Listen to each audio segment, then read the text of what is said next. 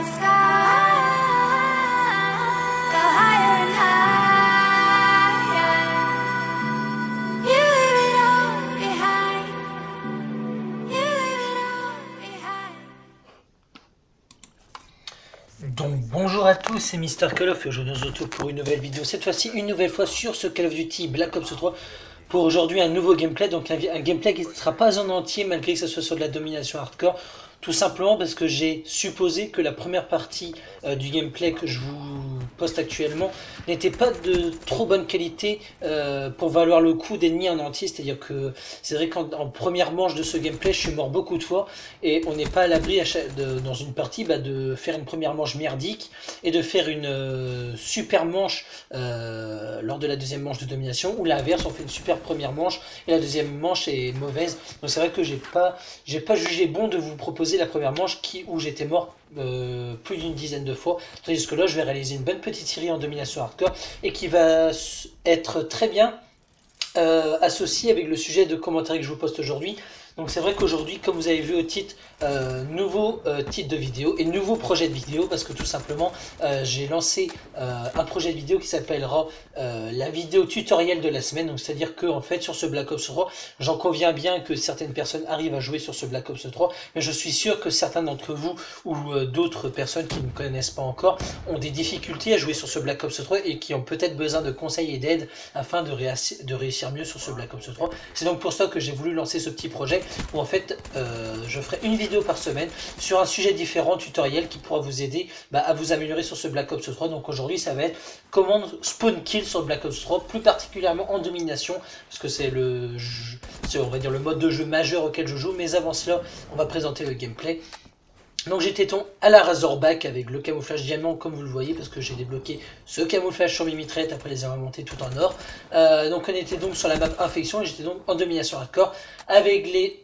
score streaks drone bruyeur et microstation. On ne changera pas la donne comme d'habitude, toujours les mêmes score streaks afin de tenter la nucléaire si elle est faisable. Bon après vous me verrez peut-être dans certains gameplays jouer avec la tourelle automatique ou avec le fantôme, ça dépend si j'ai envie de jouer, si j'ai envie de changer mes séries de points pour faire des plus de 100 kills. Si j'ai envie de tenter des plus de 100 kills, je privilégierai peut-être plus des fantômes et tourelles automatiques afin de favoriser les kills, malgré qu'elles ne soient pas en non létales. Et c'est quand même plus facile d'avoir des séries de points qui se fassent grâce aux séries des séries qui se fassent grâce aux séries de points plutôt que tout à l'arme, les 100 kills à l'arme, tout simplement. Donc aujourd'hui, pour le sujet de spawn kill, tout simplement, alors ça va être tout simplement la vidéo comment spawn kill sur ce Black Ops 3, parce que c'est vrai que si vous voulez tenter la nucléaire, si jamais vous ne l'avez pas faite, il va falloir spawn kill à un moment ou à un autre pour faire une série qui soit rapide si vous voulez des séries express nucléaires, ou même essayer de bloquer les ennemis pour pas que ça respawn derrière vous et que vous fassiez buter par derrière et que vous y attendiez pas. Donc tout simplement, pour la première fois, il faut quand même, si vous jouez en domination, j'en conviens bien qu'il faut jouer en domination pour effectuer les conseils que je vais vous dire actuellement, c'est contrôle des drapeaux en domination. Donc c'est-à-dire que il y a un contrôle bien défini des drapeaux si vous voulez spawn kill sur un point ou un autre. Donc c'est-à-dire de toute façon le spawn kill se fera soit sur A soit sur C. On ne peut pas spawn kill sur B parce que le spawn kill sur B est très aléatoire, c'est-à-dire que souvent même si par exemple les ennemis ont A et C et que vous avez B, à un moment ou à un autre les ennemis respawneront sur C ou sur A, parce que le spawn kill sur B n'est pas possible. C'est comme ça, c'est programmé dans le jeu, c'est scripté dans le jeu pour qu'à un moment ou à un autre les ennemis respawnent sur A ou sur C afin qu'ils puissent récupérer un drapeau tout de même. Voilà. Donc par contre, si vous avez c'est à ce moment-là qu'il faut bien écouter. Si jamais il faut d'abord en fait, lorsque vous commencez une game de domination, il faut que vous mettiez en tête, si par exemple vous commencez sur le point C, et il faudra que vous mettiez en tête de capturer le point C et B direct dès le début de la partie, afin que vous puissiez directement spawn kill sur A et commencer une série nucléaire si vous en voulez, ou commencer une série afin de débloquer ces score streaks tels que, je sais pas moi, la microstation, le fantôme, le RAPS ou quoi que ce soit. Donc voilà, donc c'est pour ça que capturer au moins B plus votre drapeau de départ est très important afin de réaliser une série dès le début. Par contre, si par malheur les ennemis prennent B et C, à ce moment là faites gaffe parce que c'est les ennemis qui pourront peut-être vous spawn kill, sachant que tant que vous n'avez pas pris B, vous allez respawn sur le drapeau en question que vous avez, à moins que les ennemis ne rentrent trop dans votre zone de réapparition, où à ce moment là les spawns vont changer, vous allez réapparaître sur leur drapeau inverse, sur le drapeau qu'ils ont. Donc si jamais vous respawn à la base sur A, vous allez respawn sur C si jamais ils ont trop avancé, pour alors ils vont reprendre le drapeau que vous aviez dans A, pour alors vous reprenez C, et à ce moment là il faut au plus vite reprendre B afin que ce soit vous qui les spawn kill. Donc voilà,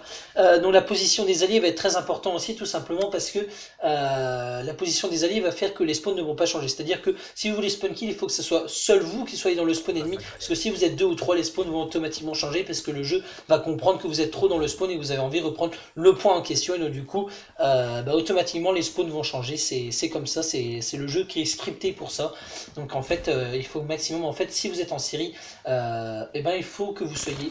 tout seul dans le spawn. C'est un peu ce qui s'est passé dans ce gameplay là, je sais pas si vous l'avez vu. Donc je vois que j'ai pas fini le gameplay, je vais essayer d'être quand même de m'appliquer dans ce gameplay. Donc je vois dans ce commentary plutôt, donc je vois le gameplay fini, donc je vais vous mettre un deuxième à la suite, tout simplement parce que j'ai quand même des choses très importantes à vous dire. Donc voilà, donc c'est vrai que la position des alliés, comme je disais, va être très importante, parce que si vous êtes 3 ou 4 dans le spawn ennemi, automatiquement les ennemis vont spawn à l'inverse, parce que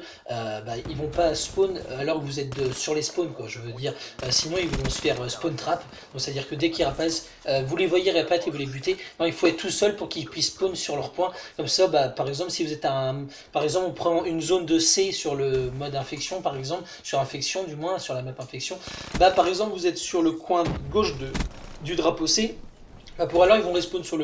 sur la droite de C, afin d'avoir un peu de temps de pouvoir se dégager de C si vous êtes dans le spawn, afin qu'ils puissent quand même avoir un petit champ libre pour tous dépatouiller puis reprendre du drapeau si possible. Mais par contre si vous êtes 2 ou 3, nécessairement vous allez bloquer une certaine zone de C, voire plusieurs zones, et à ce moment là les ennemis ils peuvent pas respawn sur vous en quelque sorte. Donc du coup ils vont respawn à l'inverse de la map, donc c'est à dire s'ils avaient C au départ, ils vont respawn sur A, ils vont prendre le drapeau que vous aviez, et pour là vous reprenez C, vous avez C et B, et eux ils ont A. Donc voilà, c'est comme ça que ça se passe un petit peu pour les changements de spawn, etc. Donc c'est vrai que jouer en équipe va être très important pour vous, puisque jouer en équipe va vous permettre, par exemple si vous êtes 3 au moins déjà, ça va vous permettre de gérer la partie en quelque sorte. Donc c'est à dire que par exemple vous commencez à être en série de 10 ou 11, vous débloquez le hater, parce que souvent quand on tente une nucléaire ou quoi que ce soit, souvent on a hater dans les séries de points, voire à 99% sûr et certain, voire même 100%. Je pense que quelqu'un qui tente une nucléaire sans hater, c'est quelqu'un qui veut juste réaliser un défi à mettre sur sa chaîne YouTube, ou qui veut se monter en difficulté personnellement, quoi. Mais souvent quand même on a les haters afin de réaliser la nucléaire, c'est quand même plus simple largement.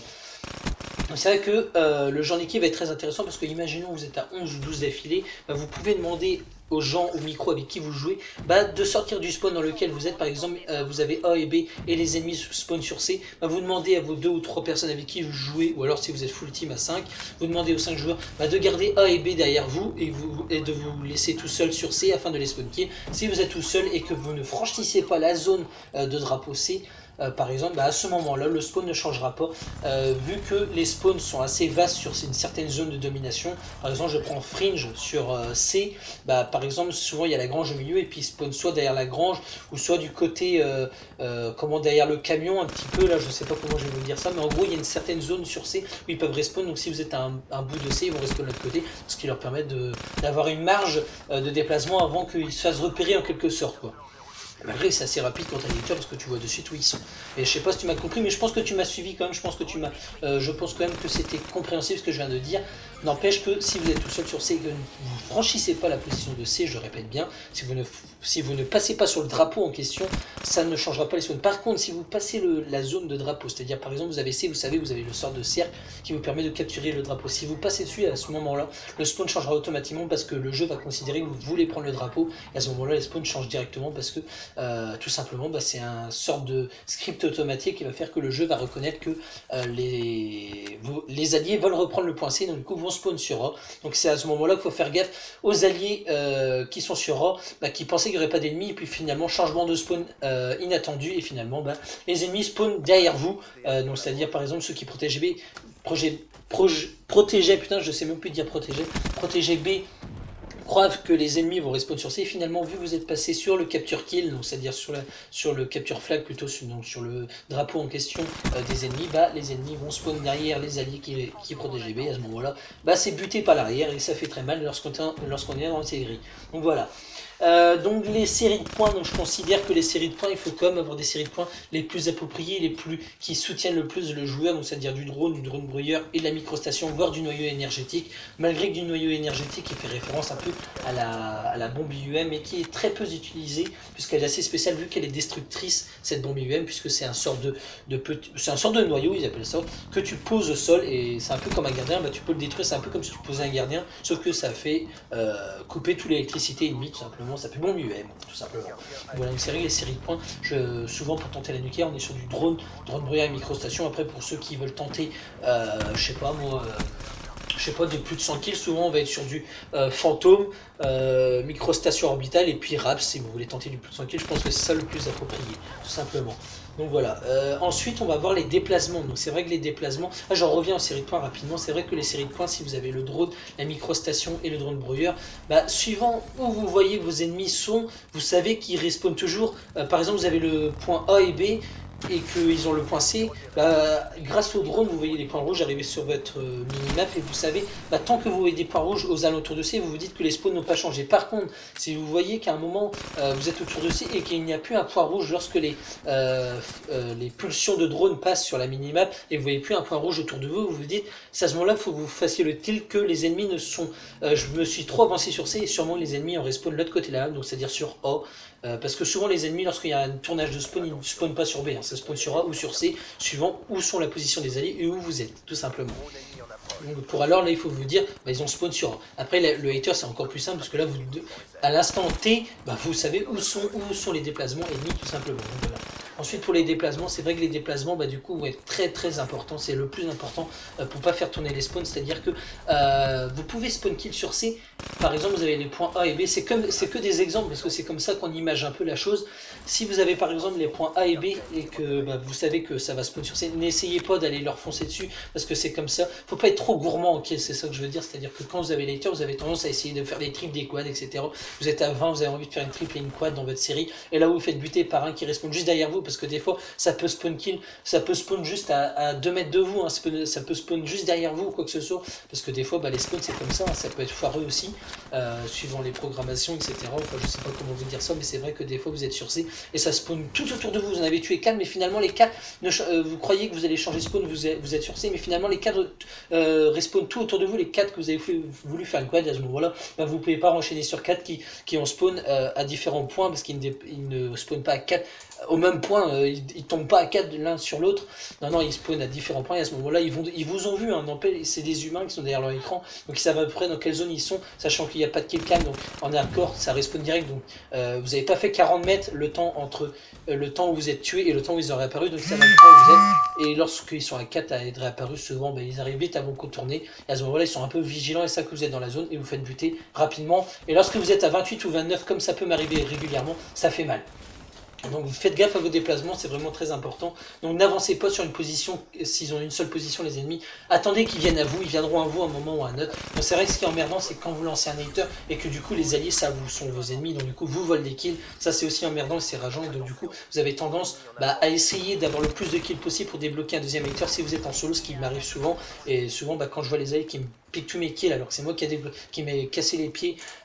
qui m'ai fait chier à débloquer un hater, et c'est tous les alliés qui bouffent les kills, et que finalement toi tu essaies d'avoir vite d'enchaîner 12 kills afin d'avoir un nouveau hater, et que tu as ton hater qui s'annule par exemple parce qu'ils vont détruire les ennemis, ou qu'au bout d'une minute voire moins, vu qu'en hardcore le hater part vite et que vous faites buter à 20 ou 25, entre 20 et 25 comme ça m'arrive souvent puisque j'ai 30 implacables et que 5 brutales, donc ça veut dire qu'entre 20 et 25 je suis quand même mort 25 fois dans mes séries, donc c'est vrai que c'est en particulier à cause des alliés, hein, principalement, tout simplement parce qu'ils me laissent pas prendre les kills de l'hater, tout simplement. Après je peux les comprendre, c'est vrai que quand on a l'hater qui est en l'air, on a quand même envie, on va dire, de faire un maximum de kills, mais c'est vrai que les alliés du coup sont un peu emmerdants avec ça, parce que du coup ça devient, comme dit Grony ou Tonio, ça devient un peu des Gotaga de l'hater, et du coup ça devient des boss, hein, entre guillemets. C'est vrai qu'on a l'hater, on se sent un peu plus invincible un petit peu, c'est à dire qu'on sait censé anticiper un peu le déplacement ennemi vu qu'on les voit à l'instant T sur la minimap. Donc voilà. Et le mode de jeu, c'est vrai, hardcore. Donc comme je disais, les enchaînements peuvent être rapides, hein, comme vous avez vu dans le gameplay juste avant d'Infection. C'est vrai que j'ai fait une première manche un peu pourrie, et finalement je me suis retrouvé à faire une bonne game avec un 50%. Bon, c'est loin d'être exceptionnel, mais ça se laisse regarder, tout simplement parce que c'est vrai qu'en mode hardcore, vu que tu tues en 2 balles, et que si jamais tu fais du spawn kill, tu auras tendance à assez vite faire une grosse série. C'est-à-dire que des fois, par exemple, tu vois, tu vas faire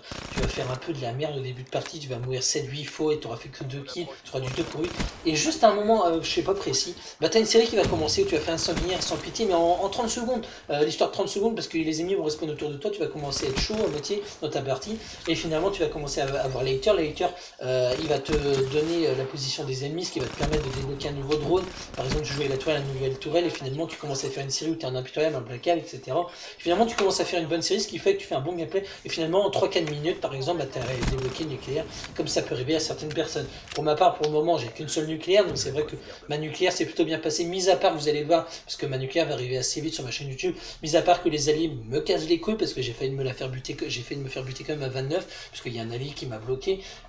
Heureusement, j'ai eu un coup de chance, et que là, la nucléaire que j'ai fait, j'ai eu un coup de bol, simplement parce que sûrement l'ennemi ne savait pas viser, ou ne savait pas, ou ne savait, ouais, souvent on avait un mauvais shoot, je sais pas, mais n'empêche que j'ai eu un coup de bol, encore une fois. C'est vrai que les alliés me butent énormément lorsque je suis en série, ce qui est un peu emmerdant. Donc voilà. Donc je pense que j'en ai fait le tour, je pense que j'ai bien fait le tour de ce que je voulais un peu parler. Pardon, j'ai un peu mal à la gorge. Et voilà, donc du coup, je pense que je pense que j'ai à peu près tout dit sur comment spawn kill. Je pense que le tuto aurait été complet. Je pense que vous avez tout en main pour réussir à faire quelque chose de bien. Donc comme ce qui a privilégié, c'est de jouer avec des amis. Afin qui vous laisse les spawns lorsque vous êtes en série, tout simplement. Je pense que c'est le mode d'ordre. C'est vrai que moi en solo, je joue énormément en solo, principalement en solo, hein, d'où difficile de gagner des games vu que certains alliés, par exemple, c'est ça qui me rend fou, certains alliés viennent en demi que pour kill et ne font pas de capture flag, donc ce qui fait que du coup tu te retrouves vite à perdre B, donc du coup quand tu perds B, souvent la partie est mal barrée, il faut dire ce qui est. Le drapeau le plus dur, c'est pas A essayer à prendre, c'est B. C'est B le drapeau le plus dur à prendre, tout simplement. Voilà, donc c'est vrai que quand vous avez B, on va dire que vous avez un certain avantage sur la partie. Donc franchement, même quand vous allez en domination, si vous jouez en domination simple ou hardcore, la première chose qu'ils vont vous dire, c'est on prend le drapeau